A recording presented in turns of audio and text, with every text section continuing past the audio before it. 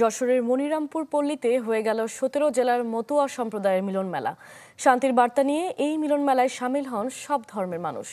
এসব মাতুয়া সম্প্রদায় ও সংখ্যালঘুদের উপর হামলার প্রতিবাদ জানানো হয়। শাইনি চুলে এখন হবে সব হেয়ারস্টাইল। সিল্কোর দ্বিগুণ শাইনি চুল প্রতিদিন। যশোরের মনিরামপুর পল্লীতে মতুয়া সম্প্রদায়ের মিলন মেলা।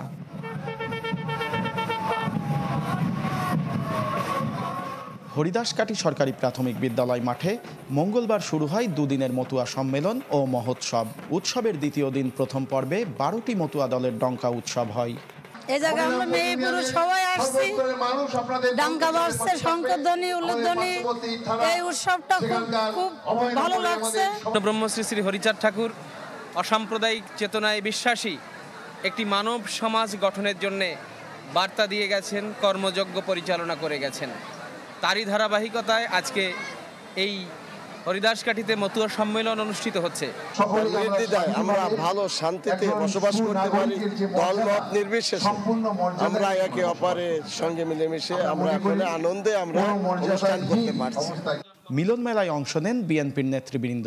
এ সময় ডহর মশিয়াটিতে কৃষক দল নেতা তরিকুল হত্যা ও মতুয়া সম্প্রদায়ের মানুষের বাড়িতে হামলার প্রতিবাদ জানানো হয়। যে যে ধর্ম তার ধর্ম অনুষ্ঠান নিষ্ঠার সঙ্গে পালন করবে, সেখানে কোনো প্রতিবন্ধকতা থাকতে পারে না। যদিও আমরা জানি সাম্প্রতিক একটি ঘটনা অনাকাঙ্ক্ষিত, আমরা মনে করি তারা দুর্বৃত্তরা এই ধরনের ঘটনার সঙ্গে সম্পৃক্ত। সেই যারা দুর্বৃত্ত, যারা ঘটনা ঘটিয়েছে তাদেরকে দৃষ্টান্তমূলক শাস্তির বা তাদের বিচারের আওতায় আনার জন্য আমরা দাবি করছি। বুধবার সঙ্গীত পরিবেশনের মধ্য দিয়ে শেষ হয় দুদিনের এই আয়োজন।